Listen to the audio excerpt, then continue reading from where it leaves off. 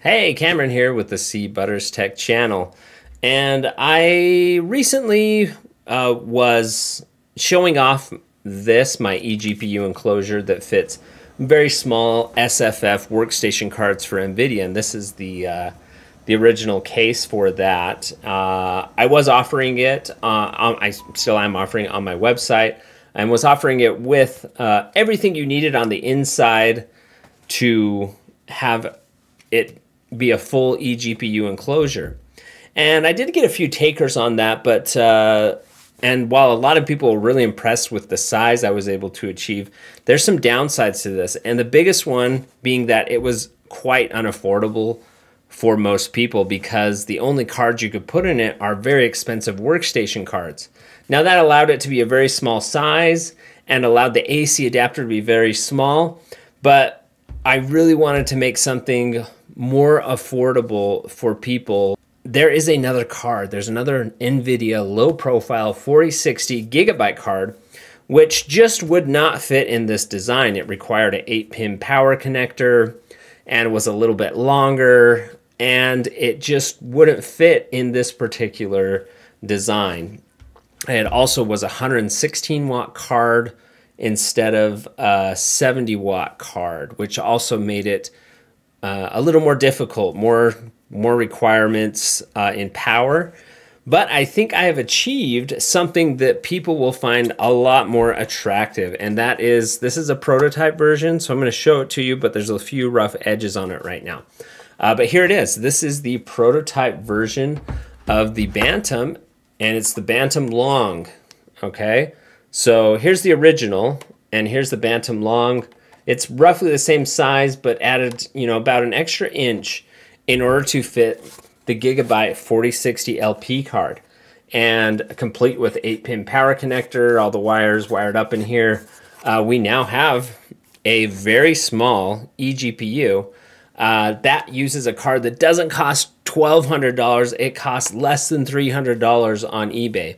So it's pretty cool. In terms of value and performance per dollar spent for a small mobile eGPU, this is your pick. So it's really good. And again, this is my prototype. It's not printed in the high quality temperature resistant materials yet. This is just for fitting.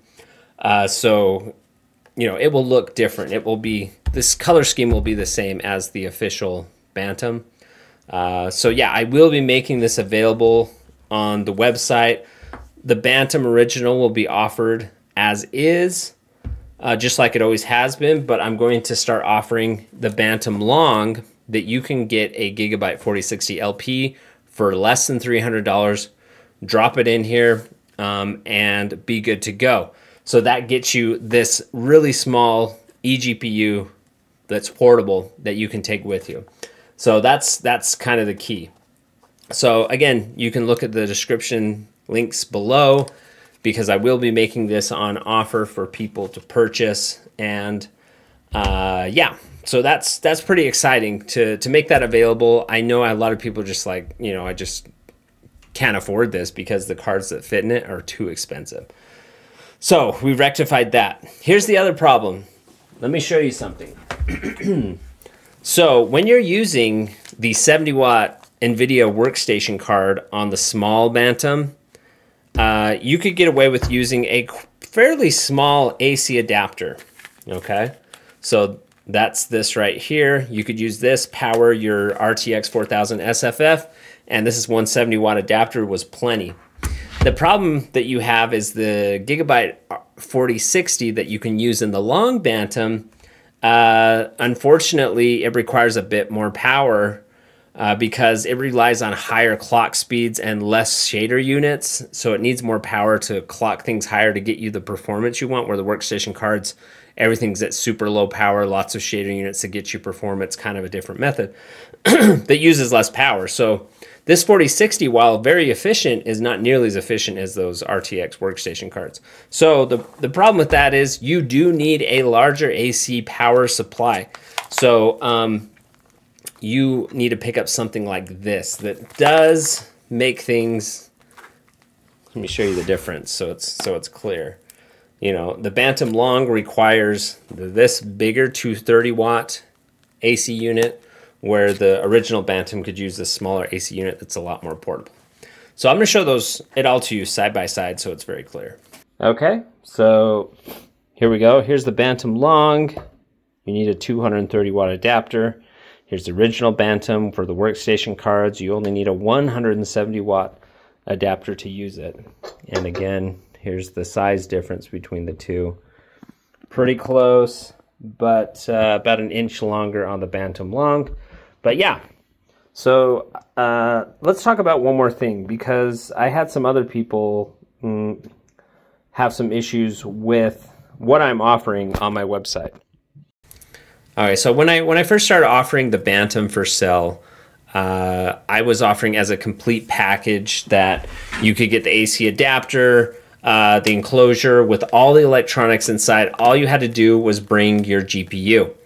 And I've decided to go a little bit different route on that. And what I've decided to do is I'm offering the source files, the 3D print CAD files for the Bantam. I'm going to be publishing those. You should see the link down below. It'll be at Printables, where you can get these and print it off yourself. The other thing I wanted to do is talk about the electronics on the inside, because I'm not going to offer these as full enclosures anymore. And the reason I'm not going to do that is I am just one dude. I'm just one guy on the internet. I'm not a company. I'm not a manufacturer. I can't offer warranty and service and support on these like you should be able to if you're going to sell an eGPU enclosure. So what I'm going to be selling is purely the eGPU enclosures, and that includes high temperature TPU with a carbon fiber hard shell, and again, TPU on either side. That keeps it squishy, durable. I mean, these corners are really nice. They bounce off of things. They're squishy while it remains rigid to hold form so the internal components don't get damaged. So I'm going to offer purely the 3D printed piece and not offer the electronics on the inside. I am just going to tell you how you can source them yourself because it's an AliExpress part. It's called the TH3 P4 GAN V2, and you can find it in you can get it in versions like I prefer, which use the ThinkPad tip, but it also has a more standard 8.5 millimeter barrel. You can do it in that route as well, and you can source the eGPU components yourself. That way, if I'm trying to sell it as a full enclosure, I'm then I feel like I'm more liable. I need people to be able to make their own decisions where they're purchasing these from. I don't think there's anything inherently dangerous about it, but I wouldn't want to be selling something that I can't vet as a proper manufacturer or warranty as a proper manufacturer could. So I'm just going to be selling the 3D printed parts and pieces that you can purchase, because you can print these yourselves. I'm going to publish the files so you can do it yourself. You can do it all yourself. Take my design. Do whatever you want with it. I'm totally fine with that. But if you want a high quality print with high temperature, carbon fiber infused TPU materials, I will offer those for sale, a high quality version of it for, a small, of the price of materials plus labor and a tiny bit of profit. Super upfront about that. I think most people are willing to, I don't know. I've had people reach out to me and just think that I'm trying to rip people off by offering this eGPU enclosure, that the materials alone and the electronics in it are quite expensive, and even asking for something as small as a 15% markup, which is what I was doing on it, they seem to think that I was trying to rip people off by charging a 15% markup for trying to make money on my own design. So I don't know. People can have their own opinions. People can think whatever they want, but I do not think I was price gouging anyone.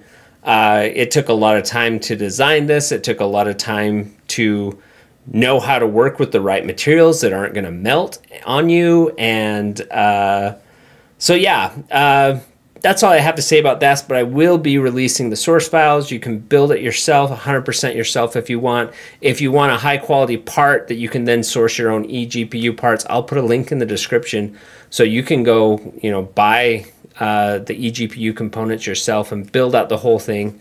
But I'm just going to be selling the 3D printed parts. If you want one, take a look in the link for that, because you can order it and I will print you a high quality version that is going to look nice. It's still a 3D printed piece. If there's a few little strings or tiny little misperfection, that's just how 3D printed parts are. But I can tell you that they will not melt with your eGPU, because I'm not using your basic PLA to build these, so I can promise you that. So that's what I'll be selling, is the 3D printed pieces in both the short and long versions. If you want one of these and you can source your own parts, again, I'm giving you all the information where you can build this 100% yourself. And with the new Bantam Long, you can have this small tiny eGPU for a much cheaper price than you could before. So anyways, thanks for watching. I hope you enjoy this video. If you're interested, go ahead and pick up some of those 3D printed parts. And I hope that helps you get a really cool mobile NVIDIA GPU, because we've got all these, and there's nothing wrong with the AMD ones. They're really nice too.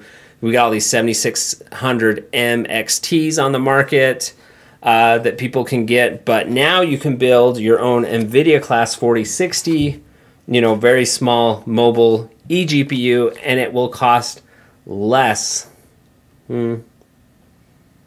Yeah, it should cost a tiny bit less than those AMD options, but with an NVIDIA driver stack. So I think if you do the math, you can get the enclosure, the eGPU components, and this less than $300 Gigabyte 4060 LP card, and put that together for something cheaper than something like the the GPD Win G1, roughly about the same price. But if you prefer the NVIDIA driver stack for whatever reason, this gets you the smallest eGPU you could possibly have, and there's not really something on the market for it. So anyways, I've rambled for a long time. I hope, I hope that the community likes this. So that's all. Thanks.